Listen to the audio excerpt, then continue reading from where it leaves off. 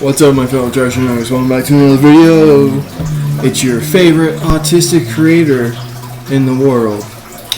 So, I gotta apologize for not uploading. I usually do that in a separate video, but you know, I didn't do it because I was lazy.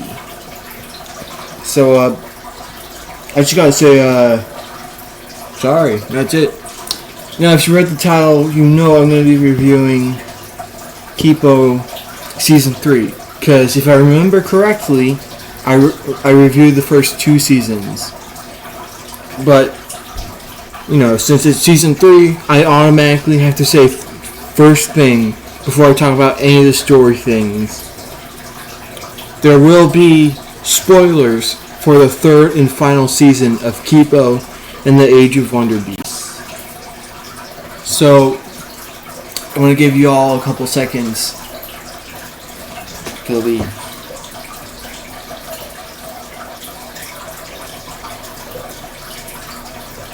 I don't have a watch. Alright, I'll give you all a couple more seconds. They're gone? Alright. That might seem like a ploy to have a longer video, but I swear it totally isn't. But besides that, you know, of course, you know, if you haven't watched, if you're still here after the, you know, after the warning, and you still haven't seen the first 2 seasons, go watch my other video. If I have a video about those seasons, I'm pretty sure. Besides that, of course, we pick off directly after the last season, probably like a week after, where Kipo is made an alliance with all the mutes, and she you know, she's trying to get them all together, every single mute on the surface, to defeat the scary scientist lady, whom I forgot the name of. That is a repercussion of not reviewing this when it first came out. I forgot why I didn't review it, but, you know, it's in the past. This will be in the past soon. Now it is. You can't say it isn't. But besides that, she's trying to do her best, but it's hard on her because she, you know, a lot of things happen, and yeah, a lot of things happen, and you know, you're just gonna. So she has to defeat the lady, scientist lady, and you know, she's like, and you know, how she has to, the way she wants to, you know, defeat her is by befriending everyone, which is totally Kipo. And so, of course, you know, I'm trying to remember. Sorry, just give me a few seconds. Okay.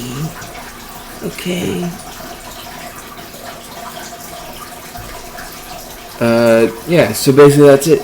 And in order to get that done, and you know, she has a side plot of her trying.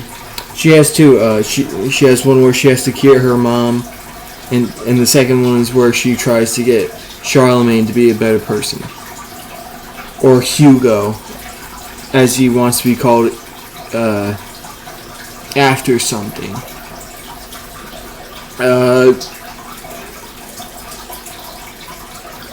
You know, a lot of things happen. She does befriend everyone, but the scary scientist lady comes up with a cure for the mutes, and the first person to fall victim to this is, I think, that cat guy. I forgot the name. Yes, no, it was the wolf. The wolf's friend, the other wolf. You know, her and her other wolf friend. You got wolf and wolf's friend and wolf's friend. Wolf's friend. Those two, they get cured first as a sign that says, "Hey, scary scientist lady's on her way," and you know they have to stop. So they come in contact with dubstep bees. That's a thing, and they can touch this thing called, what is it, Death Ivy, where it just kills anything that touches that's alive. Of course, you have to be alive first to touch it, then you die. So they get them to help after some hijinks. Of course, that's basically it. We have serious bit that initiates the story. We got hijinks and then resolve to the story. That's basically any story in existence. Of course, this one's a lot more funny because it's a 21st century cartoon made after Adventure Time, so it's gonna get serious no matter what. And that's basically any tween to teenager show out there. If it's made around the teenage years, it's gonna get dark at some parts. If not, that's fine too. We're allowed to have some fun when it comes to shows. Alright, look at the camera. Besides that, of course, the initial invasion happens by the scientist lady. And it's crazy. That happens. We got a few newts cured, and now they're just animals, which is weird because I thought if they're gonna get cured, they're gonna turn into humans that turn into mutes, because that's how it worked with Kipo and her mom. They were humans that turned into mutes, but no, it was just animals that became human-like. Like a giant human rat just turns back into a rat. A skunk person turns into a skunk. But on Kipo and her mom, mostly with Kipo's mom, she just turned into a giant mega monkey. While Kipo, on the other hand, she was born like that. She was born half mute. And that's it. Then, of course, they had Kipo being emotionally scarred by the dilemma of the first two seasons. Of course, she's gonna, take that thing badly because she got the goat lady said that she had to fight her own people to stop the invasion on the the little base they had. But she didn't do that because she thought, oh, the future's wrong, and the right way to stop this is by befriending and trapping everyone. No, of course not. Once the future is told, that future is set in stone. Alright? That's one thing I learned. The future is told, it's usually set in stone. Usually, in like cartoons and TV shows. Because, that's how they work. It's usually just they have a story to tell, so they have to go one way. While the fans can go a different way and create what's called an AU, or an alternate universe. But of course she takes the idea that she didn't, defy future as, oh, I'm stupid. Now let me go stop her directly and actually fight her this time. And they're on a boat, and they have this thing that like produces sound waves so they can find them.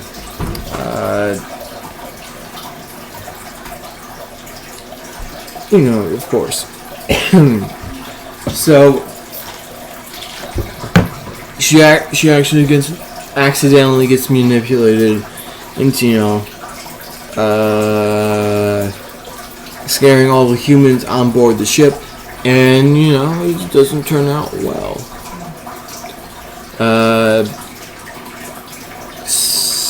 So she also takes that wrong. She takes that out of context. No, she doesn't really take it out of context. She just takes it bad. You know.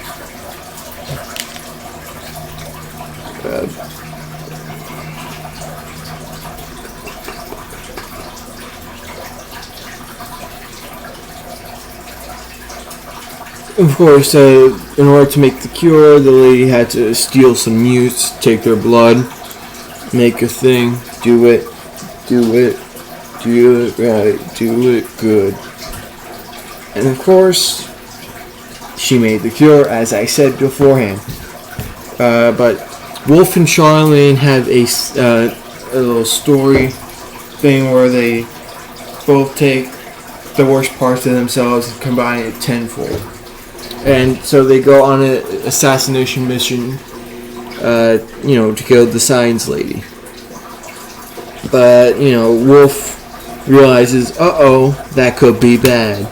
Because Kipo decided, hey, you want to see how nice I am? I'm totally not a murderer, as science lady says. So let's have a prom.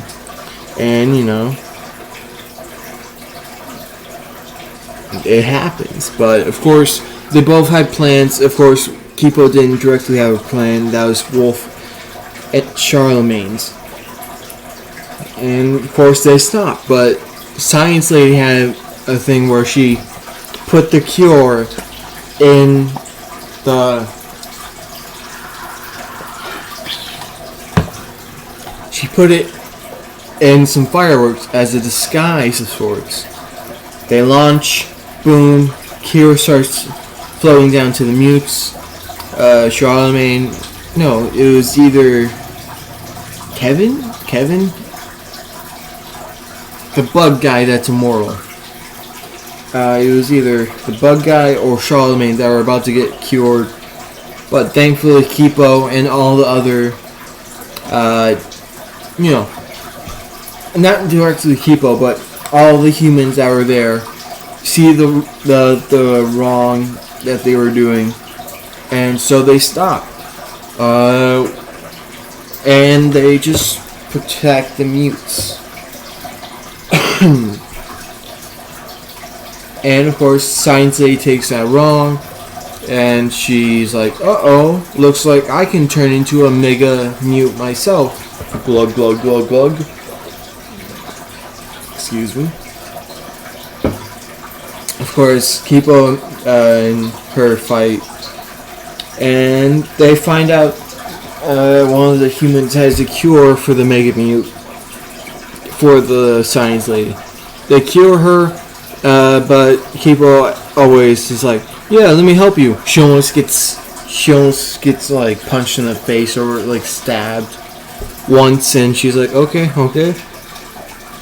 Let me try this again. And she almost gets stabbed again. But luckily they were close enough to that little, like that bacteria, single cell guy, that orange goopy dude. And, Science Lady gets trapped with him forever in that science building. And that's basically the end of that story. Science Lady gets taken by orange goopy guy. And, Kipo's like, sad.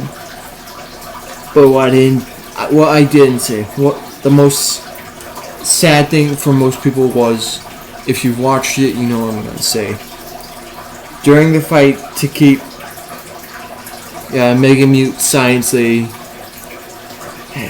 away from everyone else and, stop her, Hugo, aka Charlemagne, sacrifices himself to save everyone, which is good, because the build up to him being nice to everyone isn't like that one trope where bad guys, to redeem themselves, they just kill themselves to stop the worst villain. It's not like that in this one. It is almost the exact same premise, but they did it differently. And by that I mean they,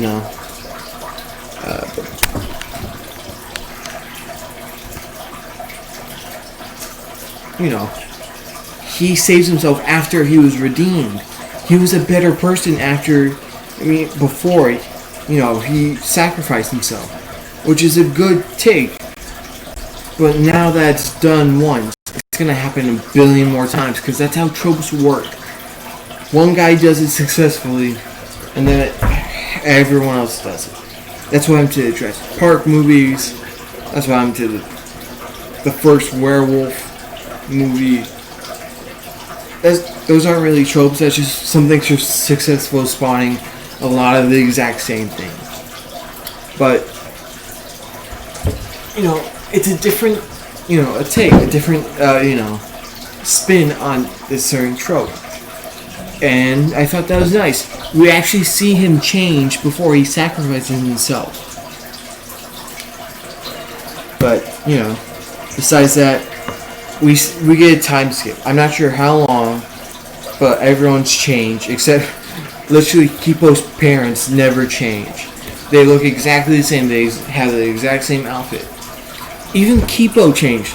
She straight up has my hair now, but a lot more spiky.